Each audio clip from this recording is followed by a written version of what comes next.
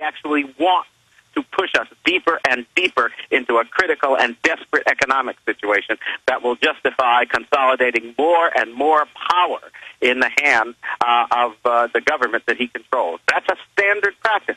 It just breaks my heart that because of the end of the Cold War, when we were actively confronted by the Soviets, people were more aware on a daily basis of who these people were, what they did, what practices they carried forward. It was something that you grew up with and knew and understood. I think we have now had, 20, 30 years in which that's become less and less the case, and you have a lot of folks now who don't realize that what we're watching is simply part of a pattern that was common from the mid-20th century forward.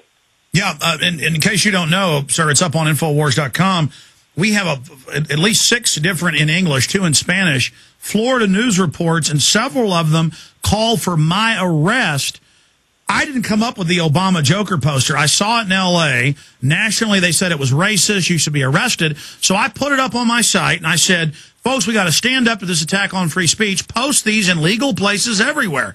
Now they're on the news calling for my arrest.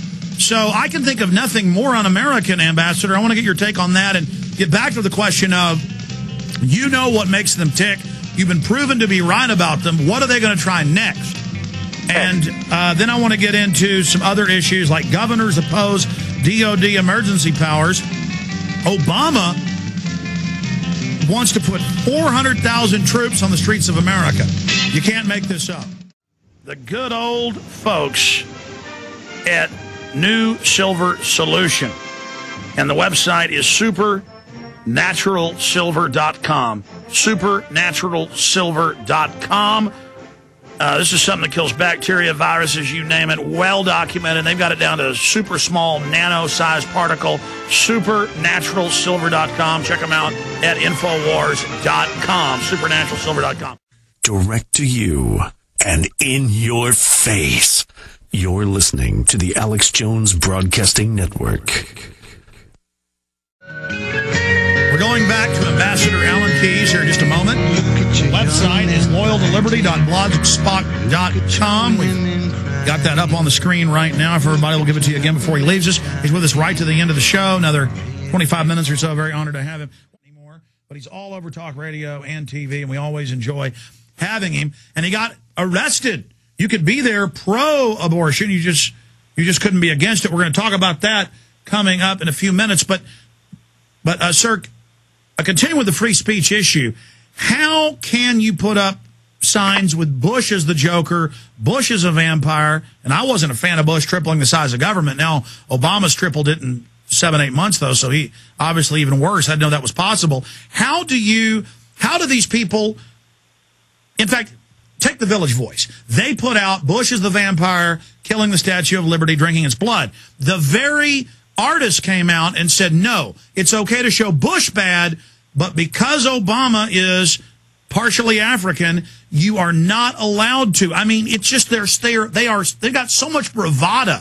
They're just so incredibly arrogant and just so over the top. They have no shame. Can you comment on what makes them tick and the attacks on your free speech? Well, first of all, I think it's purely ideological. These people come from a point of view which basically says whatever we say goes. If we do it, then it's acceptable. If our opponents do it, then it's unacceptable.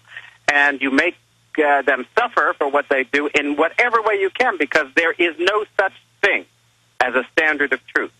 That's the most important thing to keep in mind when listening to their words and everything. The ordinary notion that you are trying to speak the truth and make sense, and that you have respect for some standard of reasonableness and common sense and logic and factuality, none of it applies to them, as it did not apply to the people who edited Pravda in the old Soviet Union, as it never did not apply to the Goebbels propagandists under the Nazis. These people aren't about speaking the truth. They are simply about imposing their will by manipulating people's minds, by cutting off others so that they won't have access, won't be able to make arguments, and only allowing their voice and their understanding and their interpretation to be heard. And they are moving forward to implement that understanding, which, of course, is contrary to everything that Americans have professed to believe over the course of pretty much our entire history. Since that notion of free and open and sometimes even raucous discussion and debate has been a hallmark of what our society is all about. But well, now Ambassador, that's being thrown away. Ambassador, specifically, you've grown up, lived in Illinois. You know him as a state senator, as a U.S. senator. You're aware of his activities. So can you give us a snapshot of him? Because, I mean, specifically, here's the question, though. Even if you agree with his policies or disagree, I've never seen one this flagrantly or slickly lie. He makes Clinton look like a poor liar. He's a great actor. He should be in Hollywood because he gets up and says, I will have no lobbyist anywhere. They will not write the laws. He hires more than anybody ever has. He says, I'll have total transparency. He keeps all of Cheney's secrecy and more, and then even makes it secret who comes to the White House where you even worked, taking it to a new level. So can you comment on knowing who he really is and how he seems to enjoy lying and one of the few people I've seen who can lie and it looks like he's telling the truth? Well, first of all, I don't want to pretend. One, I did not grow up in Illinois. You know I ran there, but I ran there on invitation. Okay, well, I misunderstood that. There, but you're in Illinois, so how do you know him? How do you know him? I learned about Barack Obama as I was engaging in the preparations and carrying out of that campaign effort. It is not a personal thing, and I never pretend that I have some special personal slant on Barack Obama. I don't know about that. What I do know, I know from facts, from the positions he's taken, and from the facts that one can garner and that are now being shared more on the Internet and elsewhere, but that were hidden from the American people because the media claque of the Obama faction, the people who are kind of stupefied by their zealous support of Obama, did not share these facts with the American people. And so they were promoting a false understanding.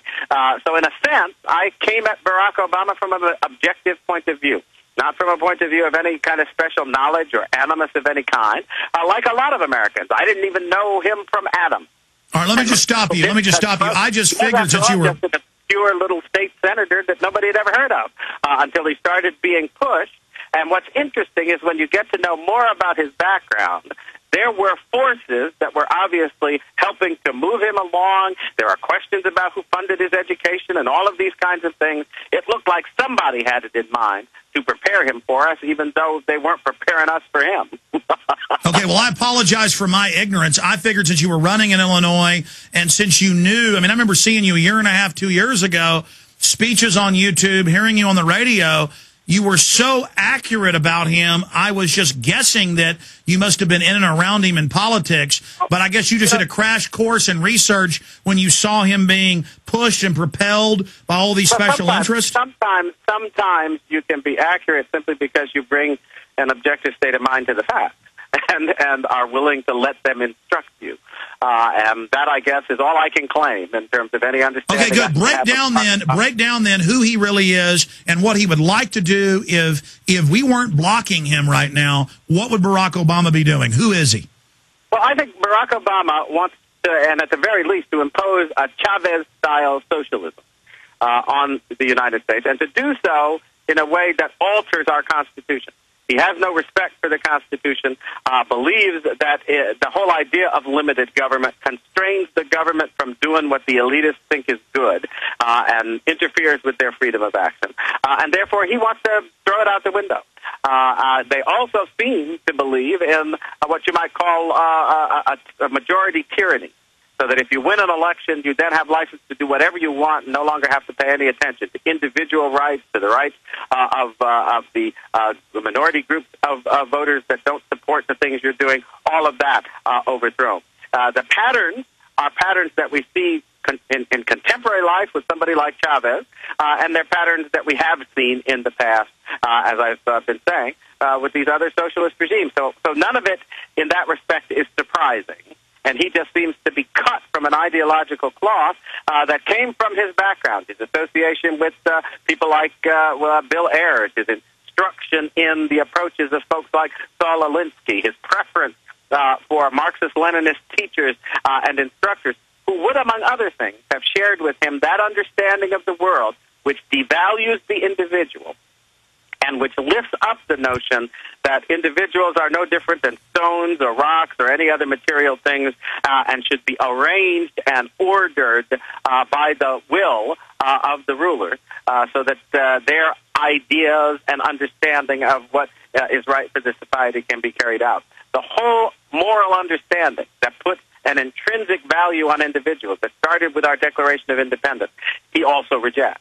And once you realize that you're dealing with somebody whose moral universe has rejected the fundamental premises of liberty that most Americans kind of take for granted, even when they can't fully articulate them, then you are a long way toward understanding what he's about. And what does he want to do?